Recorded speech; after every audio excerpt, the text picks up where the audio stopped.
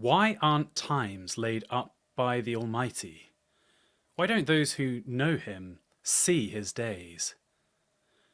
There are people who remove the landmarks. They violently take away flocks and feed them. They drive away the donkey of the fatherless, and they take the widow's ox for a pledge. They turn the needy out of the way. The poor of the earth all hide themselves. Behold, as wild donkeys in the desert, they go out their work seeking diligently for food. The wilderness yields them bread for their children. They cut their food in the field. They glean their vineyard of the wicked. They lie all night naked without clothing and have no covering in the cold. They are wet with the showers of the mountains and embrace the rock for lack of shelter. There are those who pluck the fatherless from the breast and take a pledge of the poor, so that they go around naked without clothing. Being hungry, they carry the sheaves. They make oil within the walls of these men. They tread wine presses and suffer thirst. From out of the pompous city, men groan. The soul of the wounded cries out. Yet God doesn't regard the folly. There are those who rebel against the light. They don't know its way, nor stay in its path. The murderer rises with the light. He kills the poor and needy. In the night he is also like a thief. The eye also of the adulterer waits for the twilight, saying, "No eye will see me." He disguises his face. In the dark they dig through houses. They shut themselves up in the daytime. They don't know the light. For the morning is to all of them like thick darkness, for they know the terrors of the thick darkness. They are foam on the surface of the waters. Their portion is cursed in the earth. They don't turn into the way of the vineyards. Drought and heat consume the snow waters. So does Sheol, those who have sinned. The womb will forget him. The worm will feed sweetly on him. He will be no more remembered. Unrighteousness will be broken as a tree. He devours the barren who don't bear. He shows no kindness to the widow. Yet God preserves the mighty by his power. He rises up who has no assurance of life. God gives them security, and they rest in it. His eyes are on their ways. They are exalted, yet a little while, and they are gone. Yes, they are brought low. They are taken out of the way as all others, and are cut off as the tops of the ears of grain. If it isn't so now, who will prove me a liar and make my speech worth noting? Then Bildad the Shuhite answered, "Dominion and fear are with him. He makes peace in his high places. Can his armies be counted? On whom does his light not arise? How then can man be just with God? Or how can he who is born of woman be clean? Behold, even the moon has no brightness, and the stars are not pure in his sight. How much less man, who is a worm, the son of man, who is a worm?" Then Job answered, "How have you helped him who is without power? How have you saved the arm that has no strength? How have you counseled him who has no wisdom, and plentifully declared sound knowledge? To whom have you uttered words, whose spirit came out of you? The departed spirits tremble, those beneath the waters, and all that live in them. Sheol is naked before God, and Abaddon has no covering. He stretches out the north over empty space, and hangs the earth on nothing. He binds up the waters in his thick clouds, and the cloud is not burst under them. He encloses the face of his throne, and spreads his cloud on it. He has described a boundary on the surface of the waters, and to the confines of light and darkness. The pillars of heaven tremble, and are astonished at his rebuke. He stirs up the sea with his power, and by his understanding he strikes through Rahab. By his spirit the heavens are garnished. His hand has pierced the swift serpent. Behold, these are but the outskirts of his ways. How small a whisper do we hear of him? But the thunder of his power, who can understand?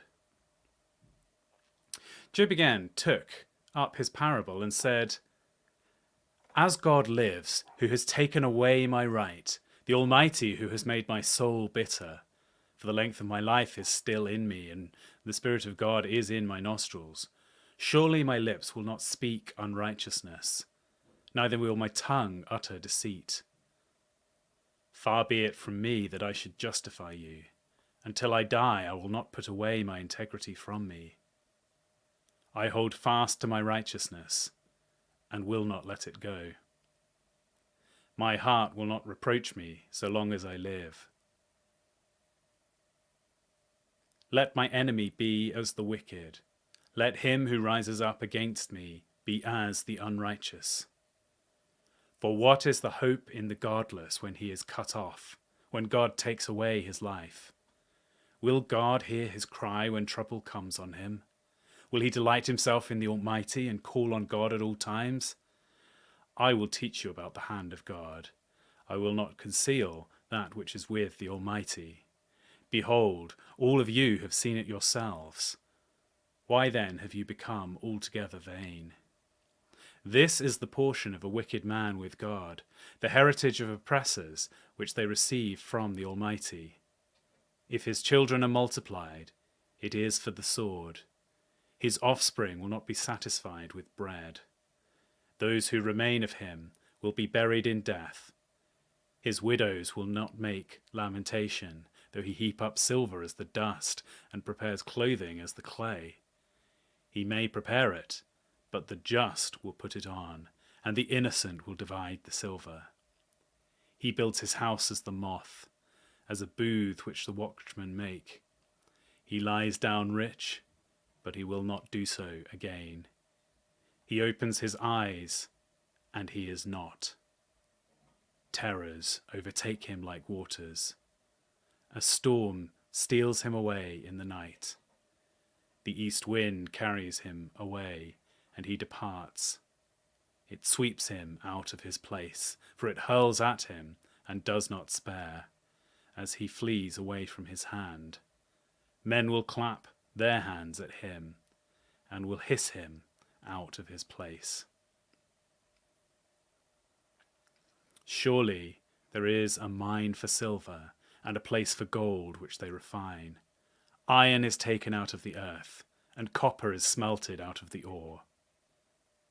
Man sets an end to darkness, and searches out to the furthest bound the stones of obscurity and of thick darkness. He breaks open a shaft away from where people live.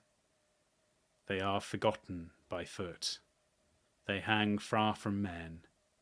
They swing back and forth.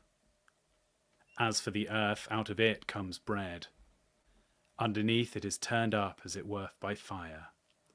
Sapphires come from its rocks. It has dust of gold. That path no bird of prey knows, neither has the falcon's eye seen it. The proud animals have not trodden it, nor has the fierce lion passed by there. He puts his hand on the flinty rock, and he overturns the mountains by the roots. He cuts out channels among the rocks. His eye sees every precious thing. He binds the streams that they don't trickle.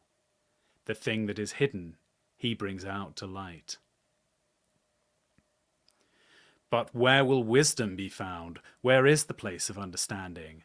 Man doesn't know its price, neither is it found in the land of the living.